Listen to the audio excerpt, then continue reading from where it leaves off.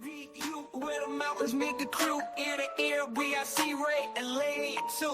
Dropping gems from Morgantown to the ends. Insight, hot 10, stacking knowledge trends. Ear to ear, come kick you with the best. C-Ray, Lady Mo. Hey, ladies and gentlemen, welcome back to the first episode of 2025 of Ear to Ear podcast with C-Ray and Lanny Mo. I don't know if anybody noticed, we got a new song coming in there.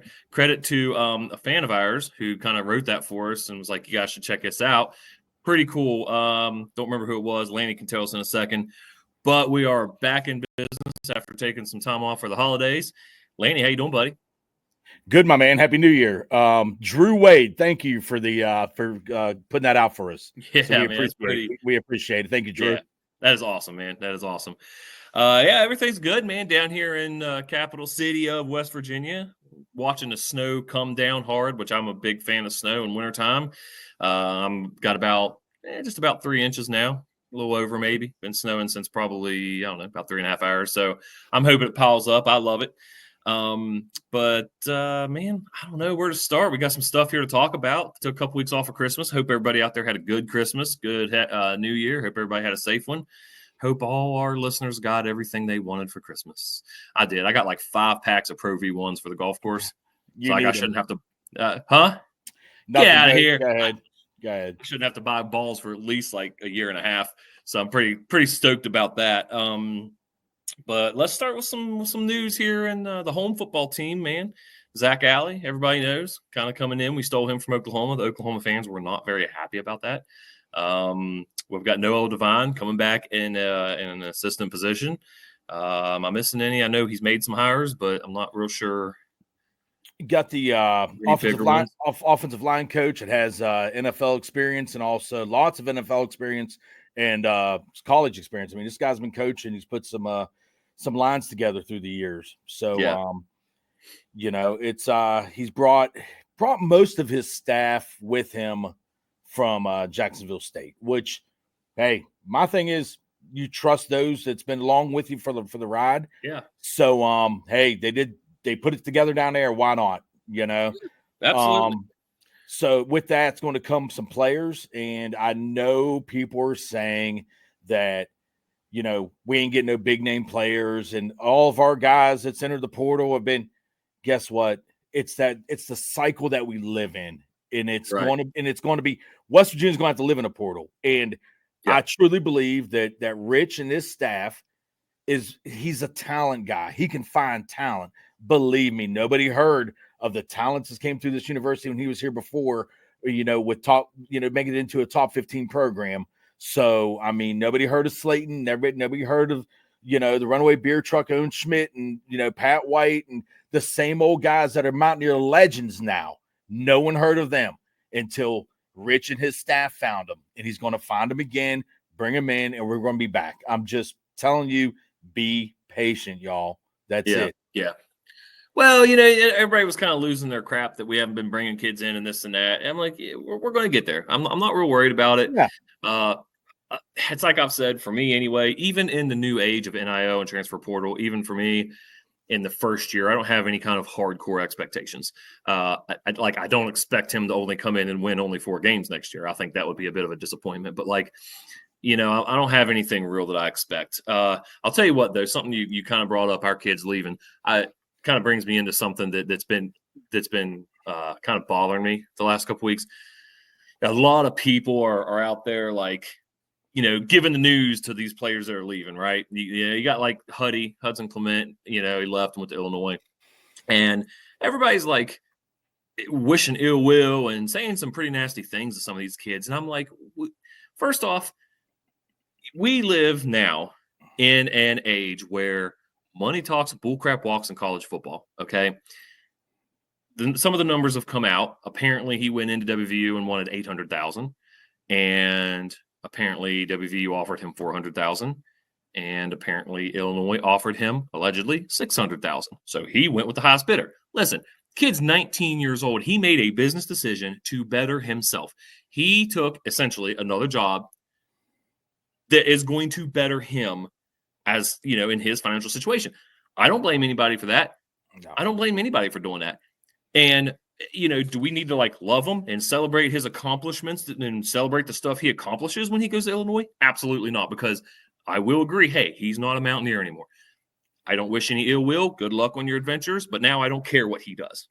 But at the same time, like they're like, these kids are trash, they're garbage, there's no loyalty. No, there's not any loyalty, but don't blame the kids, because the kids aren't the ones that created this environment where they don't have to be loyal anymore. Blame the powers that be that made all the new rules. But it's like, just like, why are we dogging guys? F them, F this. I've read some stuff out there that I'm just like, why are you saying that to a 20-year-old? First off, if it affects your life that much, your priorities might be a little, you know what I mean? Like, I'm not getting all torqued up because a kid left WVU, transferred to another school. And maybe that's just me. I don't know, Lanny. How do you feel about it? Maybe you feel a little more hard edge. I didn't even maybe you feel a little more hard-edged about it than I do. Well, my thing is with it, for one, you have no idea what that kid's his day-to-day living is. Their background they came from or whatever. They're making more money than they're ever probably going to get the opportunity to make. And less than 2% of college football players go to the NFL. Less than 2%. So these kids have a chance right now to make, for a short amount of time, some of them NFL level money. And that's the other thing I said. I didn't mean to interrupt you, Lanny, but that's the other thing I said is all these people out here dogging him. Don't pretend like when you were 19 and 20 years old that you wouldn't have done the same damn thing. Yeah. Somebody looks at you and says, hey, man, we'll give you $800,000 to come over here. Yeah. I'm sure that you would have said, nah, screw that, man. Like, get out of here with that. Sorry, but back to where you were. Well, like, John, I listened to a thing on Johnny Manziel was telling a story about every college had a bag man.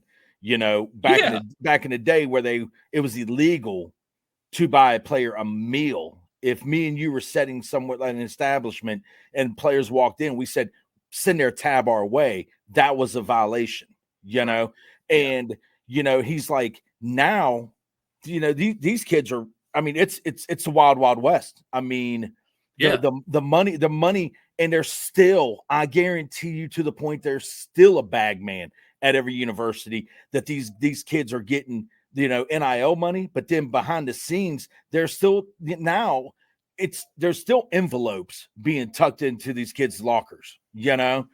And but I have said that they ought to treat them like the NFL, and they're starting to do that. If in the NFL, if a free agent tells his team, I know that they're all making more than this, but just for sake of conversation, I want $1 million. And his team says, we're not going to give you that because we don't feel you're worth that, but we're going to give you $500,000. And another team comes by and says, we think you're worth a little more than that. We'll give you $750,000. That free agent is probably going to go to the other team. And you know what?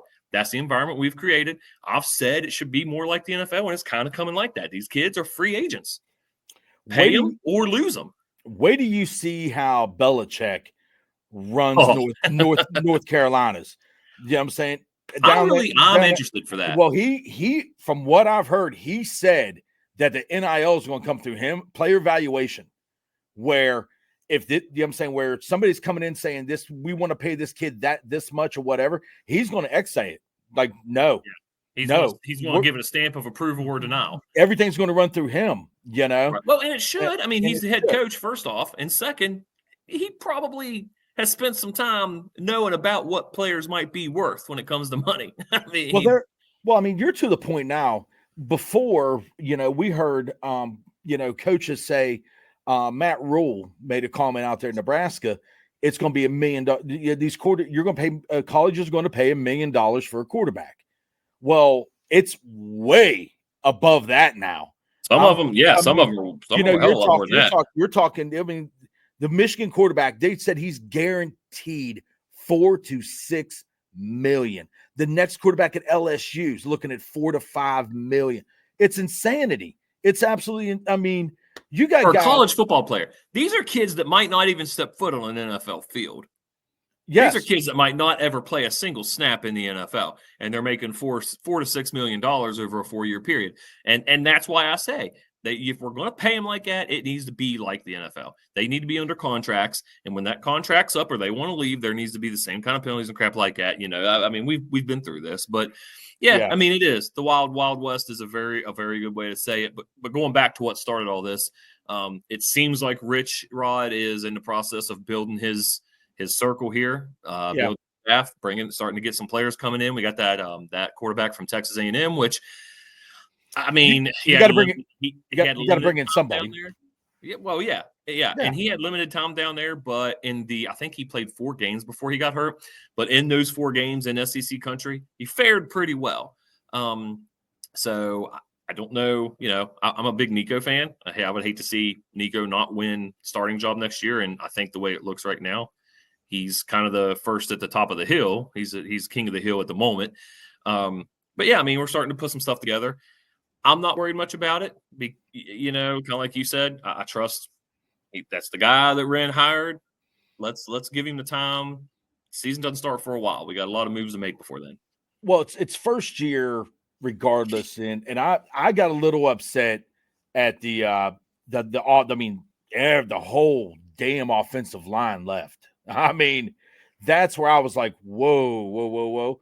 But it's if you don't want to be here, bye. That's the way I see it. If you don't want to, if I had a kid on this team and he didn't want to be at WVU, I would say, hey, let's go somewhere else, and it's bye and move on. They're going to get another crop of kids coming in, and that's the world we live in with college football now. And it doesn't hurt. And it doesn't hurt I have no feelings involved in this.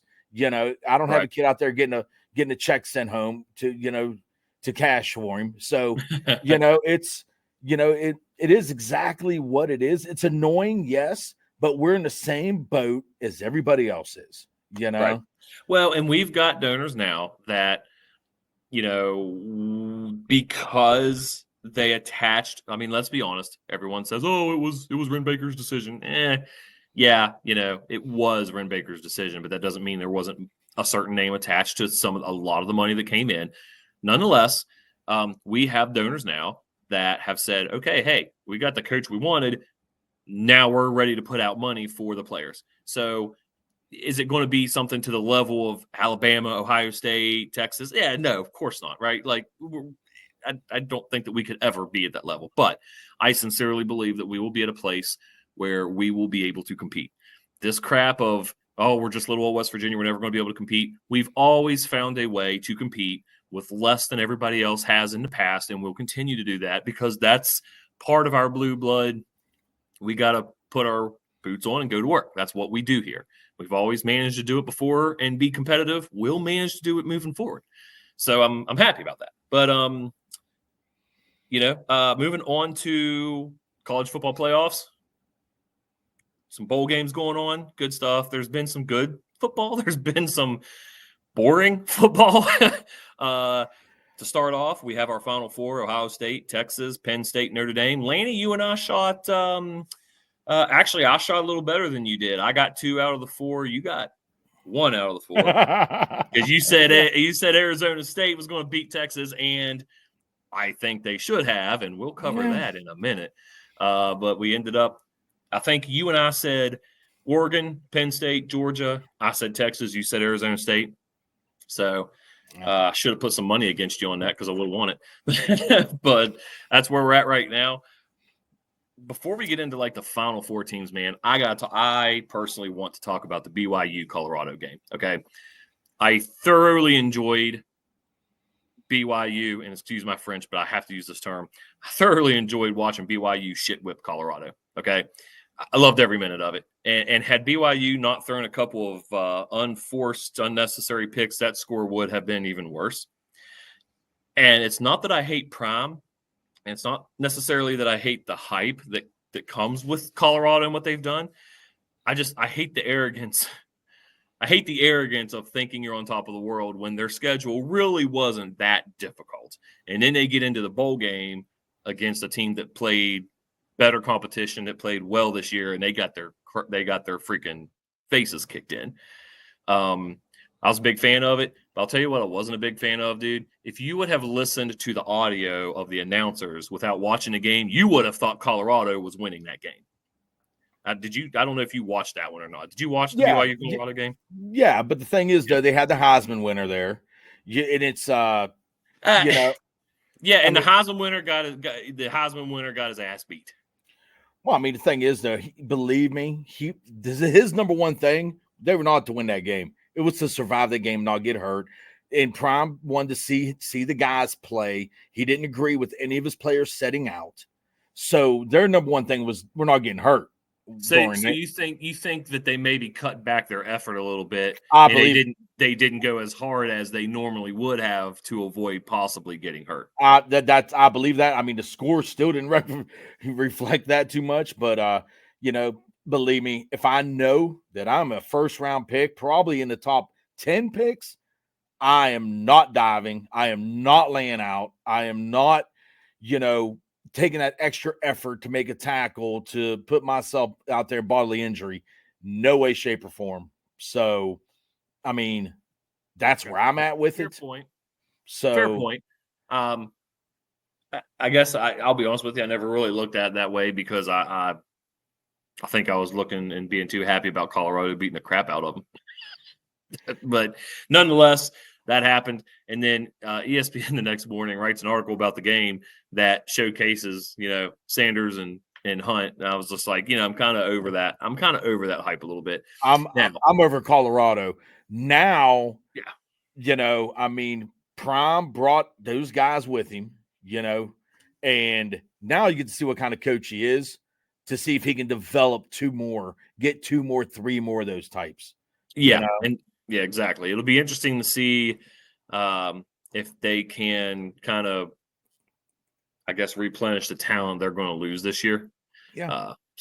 But Texas ASU, Lance, I got to ask you a question. I need you to be honest with me. Yeah. Was it targeting? Yes, that's targeting. Okay. Yes. Thank you. Yes. Yeah. That is the definition of targeting. Head to head, above the shoulders. And was it close? Yes. And people don't realize, too, those are train wrecks over and over out there at very fast speeds. The ref sees it instantly in front of them. When they review it, I still don't know if they break it down super slow-mo, but I'm talking my definition of targeting that I always thought, and I've never coached a game in my life, was helmet-to-helmet contact, above the shoulder contact, and it says with the crown. Hold on though. Here's the hook. I don't know if you know this or not. There are 2 separate definitions that apply targeting in college. One requires the crown, one does not. If it's a running back or a running receiver, the crown of the helmet is required to be targeting. If it's a defenseless player, leading with the crown of the helmet is not a requirement of targeting. Okay. And as we all know, a defensive player is a player catching a forward pass who has completed the catch but not had time to protect themselves, or how do they word it, or make a normal football play or whatever. Okay. That was clearly what this was. So all the people out there that have been using, he didn't use the crown of his helmet on a defenseless player, that's not a requirement of targeting. You take everything else in the definition of targeting. There it was. There it was. Yeah, and everything else was there. So absolutely. I miss the football aspect of football, because that's a hell of a play. I mean, that's still a hell of a play. But, my thing is, my dad at 79 years old, God bless him, he watches the game and he loses his mind. And I think that he's kind of right by this.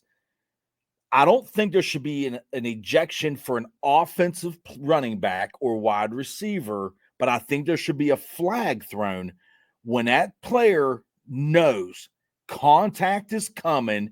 First thing he does, puts his head down. And a defensive player, it's so hard because people do not realize, me and you cannot fathom how fast that game is. Right. And the defensive player goes, oh, shit. And he puts his head down and he gets targeting called on him. When the offense, he initiated it. Right. If he does not move his head, that defensive player, it's face mask in the middle of the chest. Right. You see what I'm saying? And Yeah. my dad's like, they need to throw it on the offensive guy once in An a while. interesting perspective. It's an You interesting know? perspective. He's Yeah. like, he goes, because the defensive guys, they're the ones taking all the bullshit penalties for it Yeah. whenever they literally have a millisecond to try to adjust themselves, you know? Yeah. Well, and So that's kind of the same thing as like when a quarterback goes to slide. If a defensive player has already initiated that thrust forward to tackle him, it's and then too he slides, you can't just stop yourself in midair you and can't cut that momentum off. you can't put a bullet back in the barrel. Yeah, and it's You like know? that's one of the ones that really bothers me because it's these guys, like I said, you kind of get that thrust where you put yourself up to go to tackle, and then the guy slides, and then they're getting called for it. It's like that one's I don't think is fair. So I have a hard time with that, like just like your dad does, and I like your dad's perspective on that. Doc's got something there. Gravity, I think gravity is undefeated on Earth. I'm pretty sure Pretty sure it is. that I'm pretty sure it is. I think that's fair. that gravity is undefeated on Earth. And but when my dad said that, I argued with him. I said, "What are you talking about?" And then I watched it, and I'm like, "Oh, yeah, it's a good point. It's an interesting point. Yeah, because I mean, it's natural human instinct to put your head protects you, Yeah. to an Yeah. extent. Where your body goes, your head has to go first, Right. and a wide receiver going across the middle catches the ball, he sees defense, and he does this. Well, he just changed the whole tackling angle for the defensive guy Mhm. who's coming erratic, and I'm gonna take a shot on this guy legally. Now, what am I supposed to? I got to pull back in midair, or that minute that Yeah. minute second. It's tough. The It situation is is. tough, and our former coach openly said it 100 times. I don't even know the definition of targeting anymore, and Might be the only thing he said that actually makes sense. But yeah. so And I think a lot of coaches, I mean, there's plays constantly in college football where the coach says that. And I'm going to tell you, I honestly think that if that call goes the way it's supposed to go, I think Arizona State wins that game because we'll never know. First off, they talk about how a player's safety is paramount. Well, yeah, until it's not, right? Yeah. You're sitting there like I feel like that was a bit of a business decision on the upstairs guys looking over this because that would have meant that the SEC would not have had a team in the Final Four of the college football, and I don't think we can let that happen. And I sincerely believe that. People can say what they want. That I think that crap has a certain amount of a rigged component to it. Oh, there's definitely a weight. There's definitely a weight to it. And that's what that was. Is SEC or Big 12 and no SEC in the. If it would have been the other way around, where like if Georgia would have won their game and the Texas game would have been after that, they may have let Arizona State get that one. Also during the Texas game, Texas guy blocks a field goal. Yeah, it bounces and goes over the crossbar, and people think that should have counted. You got to be kidding. The play, once that ball, and they're like, "Oh, I heard it all." I mean, it was on, Twitter, it was on X, and it was on everything, where it was just a battle back and forth. And I'm like, as soon as the ball hits the ground, it's pretty much, it's not dead, but it cannot go up through the upper. You're splitting hairs with the definitions, but it's still no good. Yeah. It's no good. I mean, it's just. So here's an interesting question for you. Mm-hmm. If you're running down the basketball court and you slam the ball off the ground and it goes up and in the hoop, is that okay? You're total out. You're two sports now. If in dodgeball, if you throw a wrench in it, no. You can dodge a wrench. You can dodge a ball. No, but I understand I completely understand what you're saying. Yeah. Okay. If I throw the ball, hits you in the face. and then goes in the basket. Whose point is it? Well, it's my basket. It's my basket because it went in mine. You know. I mean, I'm just saying. I'm not saying I'm advocating for it because at the end of the day, I agree with you. I'm just playing devil's advocate. But yeah, it's yeah. Yeah. One of the things that really got me about that Arizona State game is I'm sitting there, I'm watching it, and I'm like, Texas scores on the last time, and I'm thinking, all right, well, this game's done. Like, I'm gonna go find something else to do. I come back 10 minutes later, and I come back to see Scattaboo throw a trick play, throw a 42-yard touchdown pass, and I'm like, huh. my dude goes from throwing up on the sideline to throwing touchdowns. Dude looks like they're getting ready to put him on a stretcher with some fluids and get him out of there. He's like, "Nah, I'm good. Let me throw a touchdown pass." Kid, that's tough, dude. That is tough. Can I go in on something else too? What in the hell is going on with these players taking their pants and turning them into shorts pretty much? No thigh pads. These dudes out there are just, they're wild. College kids and this, I don't know if it's a fashion statement they're trying to make. It's a fashion statement. I'm going to tell you something that's driving me nuts right wild. Now. Fashion statements with these young kids right now. And I shouldn't be aging myself. I'm only 34, but I'm telling you what's pissing me off, man. I haven't been to Under Armour and found a pair of shorts long enough for me in the last freaking year and a half, man. Every time I go to Under Armour to get some effing shorts and I put them on and they're like halfway up my thigh, I'm like, this is killing me. Because I'm like, me and you are from the same generation of you wear shorts, they come down to your knee. And now these young kids are bringing back the freaking thigh highs. Let me show you half my ass cheek shorts. And it's killing me because I can't find shorts anymore. And I'm 6'3". And Laney, you're the same height as me, essentially. Yeah. It's hard to find shorts that come down to your knees right now, and it's bothering the hell out of me. My dad bought with these new golf. Like, I have trouble finding golf shorts. Can't do it. Yeah. I'm paying for them, but I'm like, where, man? I mean, I'm Quadzilla over here with these legs, and these shorts. I'm like, what the hell's going on here? But with the football, every game now I watch, I'm like, man, these guys are literally got shorts on. They're not even pants anymore. They're not even football pants. Yeah. No. They're doing that thing. They're doing that thing the girls did in high school where they put the pants on there too long and they roll it up at the waist. You remember that? Yeah. That's what they're doing. They're rolling them up before they put their jerseys on. Shoot. So out of the teams that are left, right? What do we got? We got Ohio State. Well, Penn State. We had the Ohio State and Oregon game, which Ohio State won, and I thought that was going to be more of a game. I was disappointed in Oregon. First off, I wanted Oregon to win because, let's be honest, we all hate Ohio State.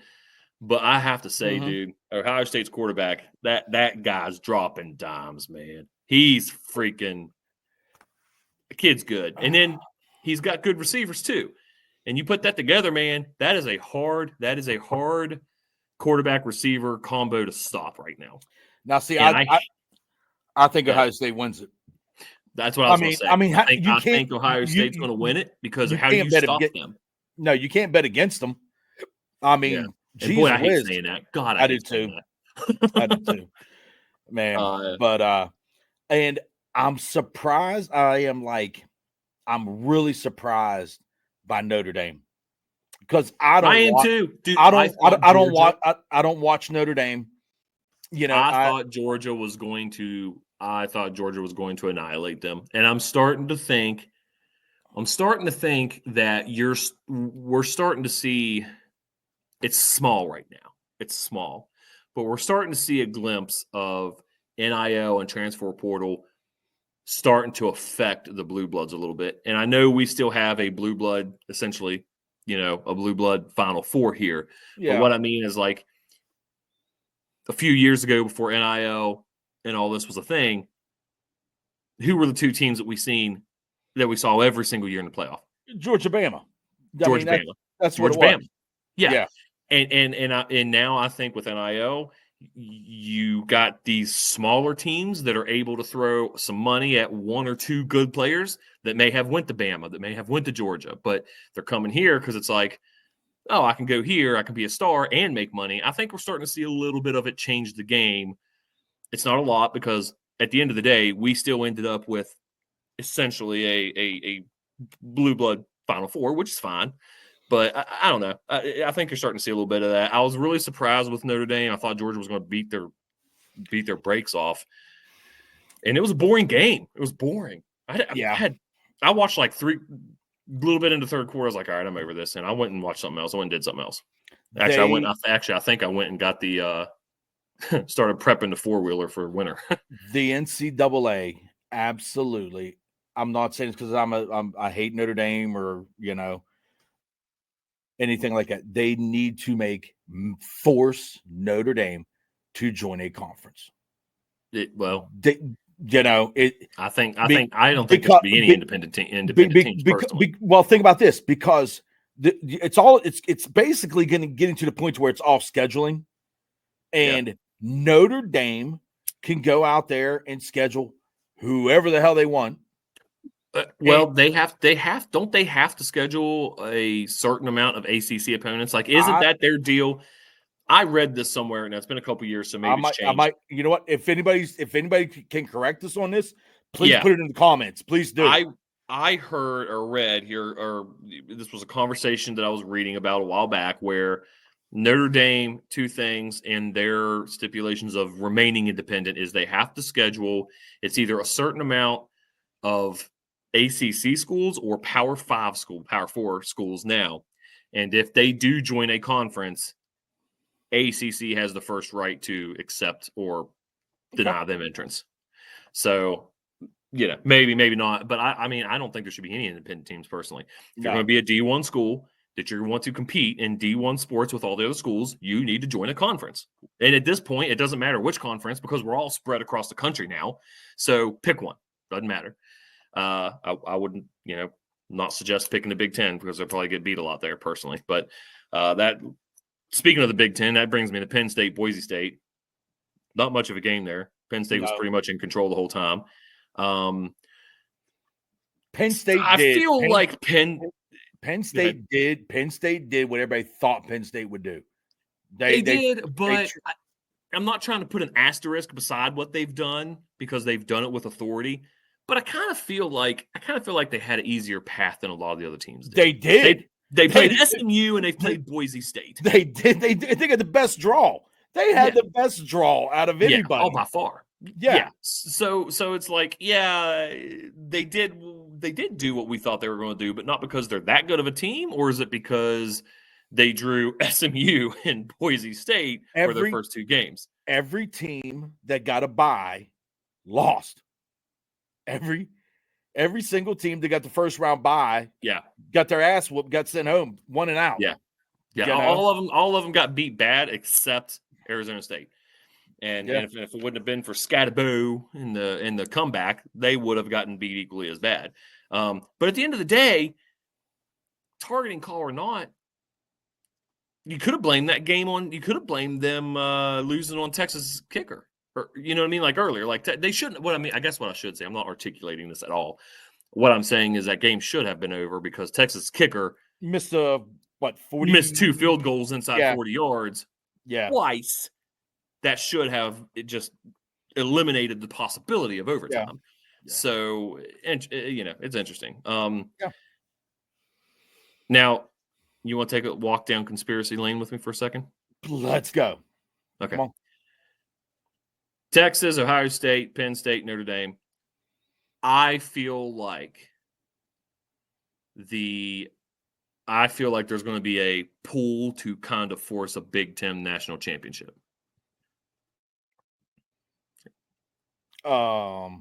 Like maybe there's a little bit of an issue here where the refs are going to try to make sure that Ohio State and Penn State play each other. Championship. Right. Because if I remember right, I'm telling you what, if Penn State and Ohio State come down to play, you'll be the first one to come up with that I've heard of, but that will be the hot topic. Ooh, I'm going to start it then. Y'all heard it here first. Conspiracy Theory 101, Big Ten. They're trying to force Ohio State, Penn State. We get credit first. Except if it happens.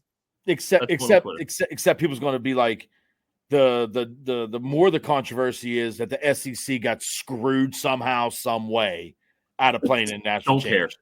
Don't care. So, you know what? You know what surprised me about the SEC? I was surprised that Oklahoma kind of flunked as much as they did this year. I just expected them to perform better in the SEC because they went, 6-6? And it's funny because they're making a – have you seen this stuff where the Oklahoma fans are just like, yeah, the Big 12 is just a G5 conference. Oh, buddy. Oh, yeah. You all are just here. And second, if you think the Big 12 is a G5 conference, well, that explains why you guys look G5 in the SEC. Well, that's like, some of their fans were straight up like happy that they blamed, the defense. You fired your offensive coordinator through. Yeah. Yeah. I don't know. I saw a lot of OU fans kind of like, that really sucks. Like, why is he leaving here to go to West Virginia? That's a third-tier program. Get the hell out of here. Because listen, you want to know why he left? This is Laney Moe's thought of the day about this. All right, he left because everybody knows the defensive coordinator for the Oklahoma Sooners will always be Brett Vanderbilt, the head coach, as long as he's there. That's what he does. Just like everybody knows the offensive coordinator at WVU for the next however long Rich Rodriguez is here is going to be Rich Rodriguez. It's not. So and he was not the DC while he was at Oklahoma. He was the co-DC. He was a co-DC. We did not hire the DC, the head honcho. We hired the guy that they hired away from Rich Rod. Rich said, "Come on home to daddy." And he said, "Here I come." So, he gets to be the face of the defense. The dude's what, 30 or 31? 31 or 32. I got socks in my basket older than this guy. Okay. Did you know that the head coach for Arizona State is 34? 34 years old. Yes. And because I was watching him in an interview, my wife was like, "How old is he? He looks like he's not any older than you." And I'm like, I said, "I don't know. He does look young." And I looked it up. Dude, I'm a month older than he is. He's 34. I was like, holy crap. And he's a head coach at a D1 school. Like, good for him, man. But anyway, yeah, you're right. I think that's a good point. It's an interesting. I'm going to make you a graphic, and that's going to be a segment. And I'm going to use that same picture where you're like this, but it's going to be like Laney's thought of the day. Yeah. But the thing is, though, you go and work for the guys who you really look up to. Who you have chemistry with, who you enjoy working with, yeah, who you want to be around. And Rich made him. He was the DC at Jacksonville State. Rich put him on the map. So he had the opportunity to come back. And I guarantee you, Rich Rodriguez has said, "Hey, this is your defense. This is your defense." And he brought back Castile as a defensive analyst, So you got the young with the old, and hey, my thing is, it's a circle of life in a weird way. Things pass on, and the next up and coming they have to prove themselves. So here he goes. Here he goes. So well, I'm here to support anybody that Rich brings in to see where it goes, see how things are. It's like I said, he wasn't my first choice, but I'm on board. And this we're going to be winners again, man. We're going to be winners again. And this staff's far from being done. It's far from being done. Absolutely. And also, I think you're going. Noel Devine was the first name announced as far as a player comeback, and I think we're going to see 2 or 3 more, and I believe that. You think Pat White ends up back on staff eventually? Due time. Yeah. Due time. Yeah. I can see like a Pat White coming in. I can see a former offensive lineman coming in with like strength and conditioning. Or some offensive analysis with line play, running game coordinator, something like that. And I can see, honestly, this sounds crazy. I can see like a Bruce Irving or a Pac-Man Jones. Truly, dude, Bruce Irving. Bruce Irving's been kind of vocal about wanting to do something like that. So I can see that. So and the thing is, my thing is that's good. That, I mean, Yeah. it'd be phenomenal. But Yeah.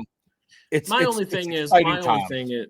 my only thing is I want to make sure that whoever he brings in, and some of it would have to be trial and error, because until you get the chance to coach, you don't know if you can or cannot coach.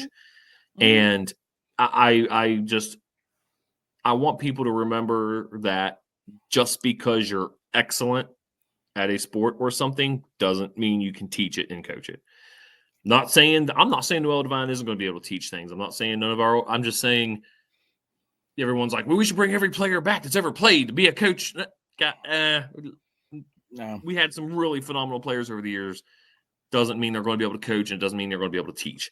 What is it? How's it go? Those who can't teach, or something like that. Something like that. Yeah. I don't know. But let's switch gears a little bit, Laney. Let's go to the hardwood, man, because buddy. I'm going to tell you right now.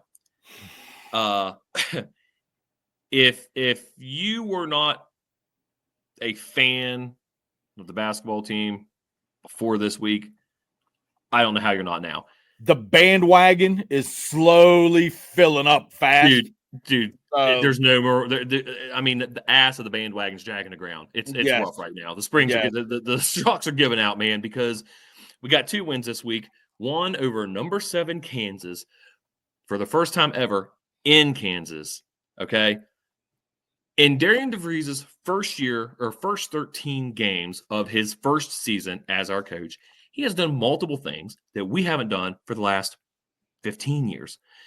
First off, 3 ranked teams we beat already, 2 of which were top 10 when we beat them. Okay. Then we go to Kansas, get a win at the Fog. Then before that, we beat Gonzaga, who we've never beaten. First time. What, at the Fog? Yes. No, that we've ever won at the Fog too. Yeah, that's what I said. Oh, okay. Beat Kansas at the Fog for the first time. Yeah. Mm-hmm. Yeah. I got you. But yeah, beating them at the Fog. Beating Gonzaga, who we've never beat, in his first season with a fairly amount of new players. And at the beginning of the season, it's like I said, I say this for every first-year coach, I have zero expectations. I have zero expectations on a first year for a coach. Okay. And I still don't have any kind of like, I expect DeVries to do this year. But I will say this. At this point, I would be surprised if we didn't make the tournament. I assume we're going to make the tournament. I would be surprised if we get bounced in the first round right now. Like, this team is, I did not expect so much success so early from the first season of a new coach. Installing a new system with new players, bringing in chemistry. You can't teach chemistry, right? He's been excellent at evaluating the people, the kids that he brought in and putting them on the floor together. And it's fun to watch again, right?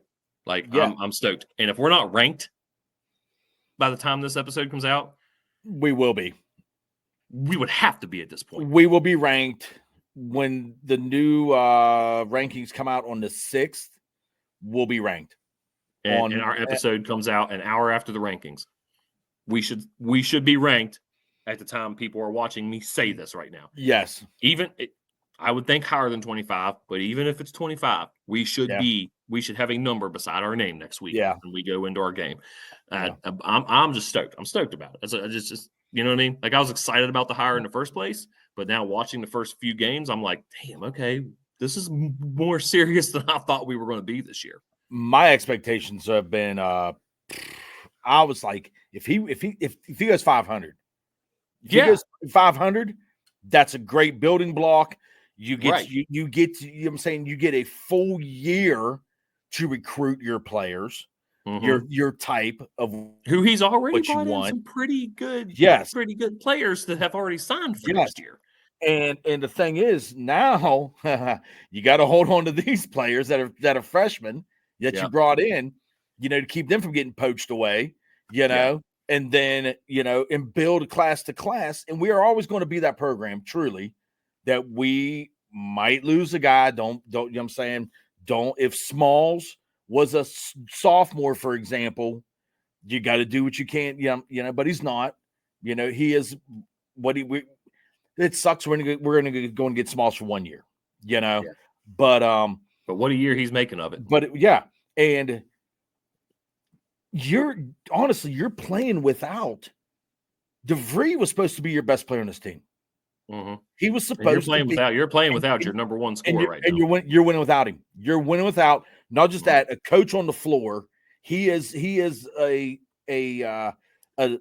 reach out from his dad from the bench. He knows the system. So he is a coach on the floor. So you're losing that leadership that's not out there.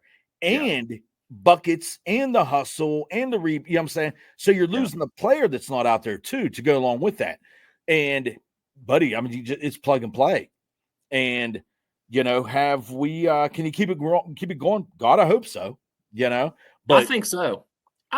Man, because look, am I saying am I saying that we're not going to lose any more games now? We're probably going to lose. We're probably going to drop a few more before the end of the year. We've got a lot of basketball left to play. We're first place in the Big 12. But you look at who we've beaten already and look at the ball we've played already. Mm-hmm. Realistically, I don't know why. I really don't know why we lost to Louisville in that tournament, because we lost to Louisville in between beating two ranked teams. It's weird. We had a bad night. Louisville had a good night. Hey, you lost them in overtime. Yeah. And it might have been at that point. We don't know what we had on the bench as far as like trusting rotations or whatever. Yeah. I mean, you're learning. You're still learning the chemistry of this player can play with this one, but I whether I go small or I go big in the lineup or whatever. But it happened, and we can't go back to it. But I guarantee, man, I'm saying I wish I could have again. Man, wish we could play Pitt right now. Oh God, I'd love to have that game back. I guarantee you, Pitt does not. Even if we played them at Pitt does not beat us by 25 points. Again. I would love to have that game back 100 times, 100 more times, because they shot phenomenal and we played bad. Yeah, and that was only the. Excuse me. It was third game of the season. Third or fourth game of the year. And you know what? Sometimes a good team just plays bad. It's just not your night. You have that. You bowl, we golf. You know what I'm saying? Look, and sometimes it's just not your day where you're making putts, or you know what I'm saying, or your ball's just not coming into the pocket the way you want it on the lanes. I don't know what you're talking about. You take anybody listening to this, you come meet me on the green, or you come meet me on the hardwood. I'll take your money. Okay, I'll take your money. Such a dorky sport, but by God, we got old twinkle toes out there on the. I roll that rock, baby. Rolling the rock. Listen. I never made it to a TV final, but by God, I won some money doing it. Yeah, man, I'm happy about it. I think we got some good stuff going on with the basketball team, man. So I'm excited. Yeah. But I think with that being said, we're getting high in time, so we're going to cut this off here. And, everybody, we thank you guys for coming back to us here in the new year, 2025. There's a lot of us that are going to be dealing with some ice and some nasty snow when you guys are watching this. You guys be careful out there, because yes, sir. It started down here in Charleston, and I think I was out running around today doing some stuff. I came home, and it's that kind of snow that once it's been ran over, it's turning to ice. Because I pulled my truck in, didn't like the way I do it, so I pulled it back out and then pulled it back in, got out and walked around it, and the snow on the outside of the door where I ran, I slipped and almost I was like, what the hell? And I ran my foot across it where my tracks were, and it was solid. I'm like, this is going to be nasty for people. On top of it, the snow is one thing, but then it's just get ice. It's supposed to be cold all week. Like the high for the week's 29, 30 here in Morgantown. And I don't know about up there. It's not going to melt. It's not going to melt. It ain't going anywhere. No. And down here tonight, they're saying down here we can get anywhere from 3/10 to 6/10 of ice, which is awful on power lines. Yeah, which you and I know all about that. And then we're supposed to get more snow tomorrow night after the ice tonight. So Wednesday and Thursday we're going to get a break, and then Friday and Saturday there's another storm that's supposed to be coming up that we're supposed to get on top of this. And I'm like, it's Beautiful. going to be a nasty couple weeks. So Yeah. everybody out there, be safe, use your heads, just be careful. We don't want you all out there slipping around. With all that being said, what? You got Please, something to say, I was going to say something to the viewers. Okay, just please like, comment, subscribe. They know that. Do all that stuff. Hopefully this year we're going to be changing a few things up. Just throwing a little bit more at you a little bit when we can. Just put ourselves out there a little bit more. We're not going to shove anything, hopefully down your throat and overload you with us. But it's about all I got. All right, man. Well, listen, everybody be safe and have a good week. Hope we kept you entertained from ear to ear. Let's go.